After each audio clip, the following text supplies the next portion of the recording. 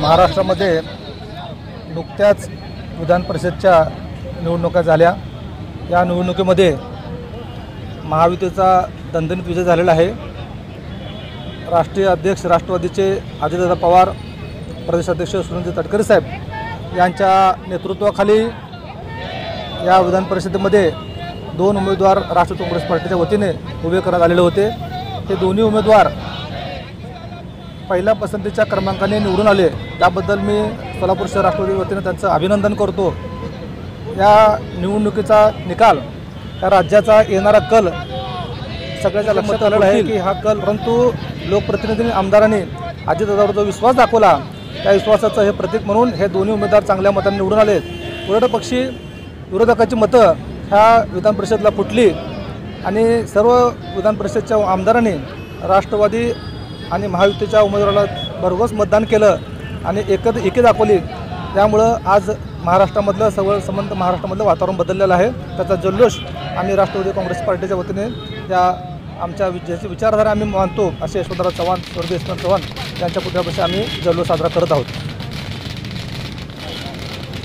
काल महाराष्ट्र राज्यामध्ये 11 जागांसाठी निवडणूक पार पडली।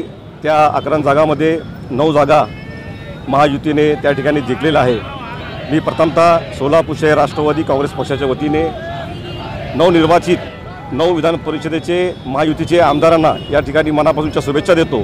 तसेच महायुतीचे सर्वच विधानसभेचे आमदारांनी जे भरघोस मतं देऊन त्या 9 महायुतीचे आमदारांना निवडून दिल्याबद्दल त्यांनासुद्धा मनापासूनच्या या ठिकाणी शुभेच्छा देतो।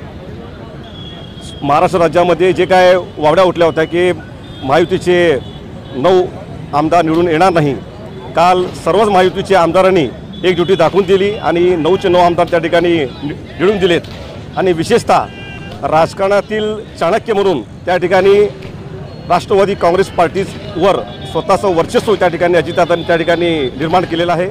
2 आमदार राष्ट्रवादी काँग्रेस पार्टीचे राजेजी विटेकर आणि शिवाजीराव गजे साहेब हे सुद्धा त्या ठिकाणी निवडून आलेले आहेत। सोलापूर शहर राष्ट्रवादी काँग्रेस पक्षाच्या वतीने मी या दोन्ही आमच्या पक्षाच्या आमदारांना मनापासूनच्या शुभेच्छा देतो।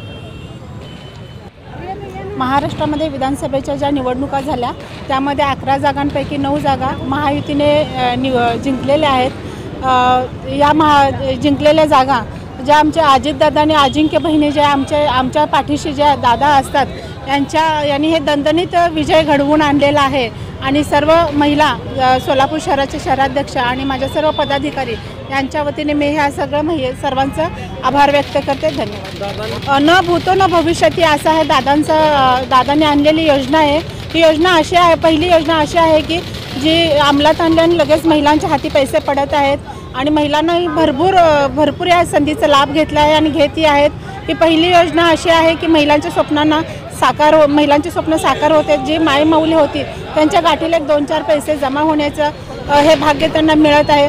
तर दादांनी हे केलेले लाडकी बहीण योजनेचं आम्ही सर्व महिला त्यांना आभार व्यक्त करतो की त्यांनी महिलांसाठी ही योजना आणलेली आहे आणि दादा महिलांसाठी नेहमीच नवीन काहीतरी आणत असतात।